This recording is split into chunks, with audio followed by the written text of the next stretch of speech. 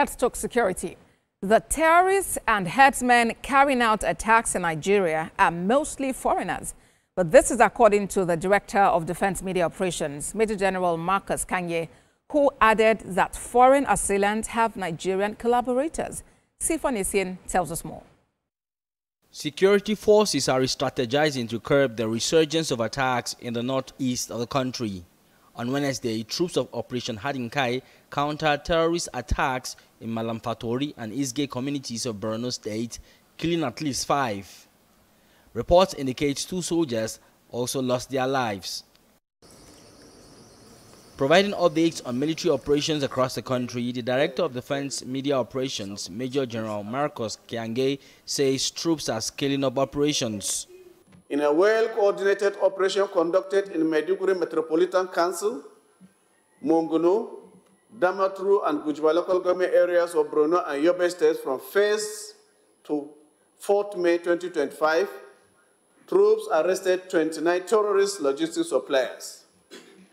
In the course of the investigation, the suspect confessed to have received monies from terrorists to purchase items such as inverter batteries, battery acids, premium water spirits, beverages, and foodstuff for them.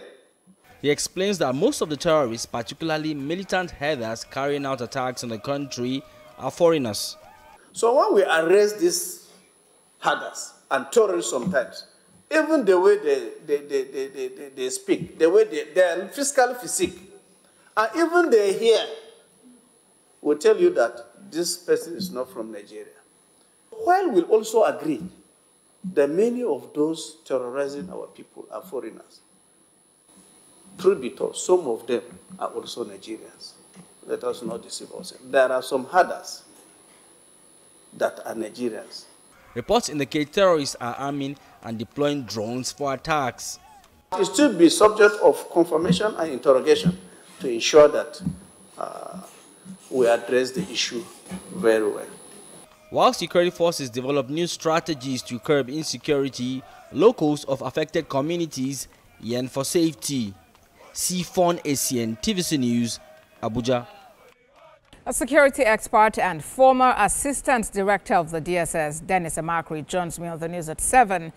For more, good to have you join us at this time. What do you make of the statement by the Director of Defense Media Operations that the terrorists and herders who are carrying out attacks in Nigeria are mostly foreigners? Thank you very much for having me. You see, the information from the general is that it's not a new information at all. We've known this for a long time. You know, ISWAP itself is not a Nigerian group, and they've been around, you know, attacking our military and communities around the borders. So, yes, foreigners have come into this fight, and of course, they've complicated issues that has kept this fight for so long, more than 10 years now. So if they are foreigners, you know, who are terrorizing Nigerians, how do we hold them to account? What's the way forward? Is it some form of diplomatic moves with their, you know, countries of origin, or how exactly do we address the challenge head on? You know, these are bandits and they are terrorists. You don't go and negotiate with a foreign country about a bandit who is operating in a foreign country. You know, when he comes there, you deal with him. You don't go and tell his country, because he does not take orders from his own country either. You know, so there are many things that the security agencies can do. And then, of course, the first thing is intelligence-led operation. They should heighten their intelligence gathering and sharing. You know, and then the next thing, which is, I think, more important to me, is border security. Because how do they get into the country?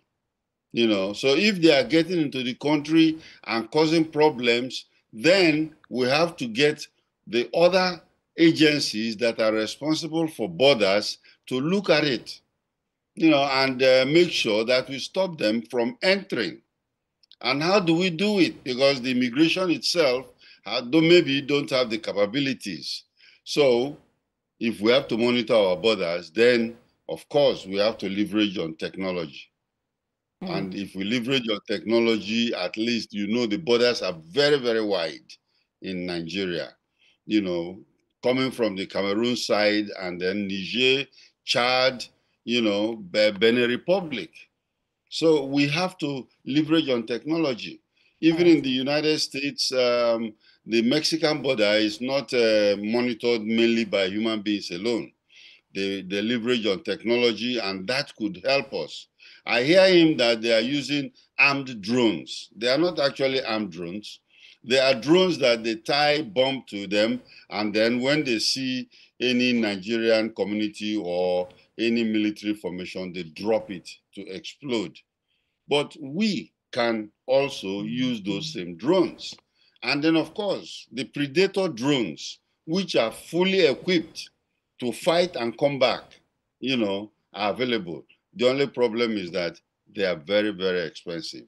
One single drone is about $23 million. And how much are they giving to the security agents to fight this thing? So in solving this problem, we have to look inwards. The legislators have to make sure that they give the security agents enough money to do what they have to do. All right. And if you now look at the fact that, Nigerians are also said to collaborate with these foreigners to carry out these attacks, does that complicate the matter? Yes, it does, but it is normal. Normal in the sense that in any war, there are double agents. In any fight, there are double agents. There are people who are benefiting from this particular imbroglio. Think of the people who are selling fuel to them. Think of the people who are selling food to them. Remember, they're in the bush, so they must eat. They are not farming and eating. Somebody is going there and selling them food or supplying them food to eat. Fuel to fuel their motorcycles and all those kind of things, the arms they are buying, so all these people are people that are very familiar with Nigerian situation. Some of them are Nigerians. Some of them have been known to be in the government, and that's why I say that at least the intelligence agencies should look very, very carefully, because there are people inside the government that are sabotaging the effort. All right, then. Security expert, former Assistant Director of the DSS, Dennis Amakri, thank you very much for your time on TVC News at 7. Thank you.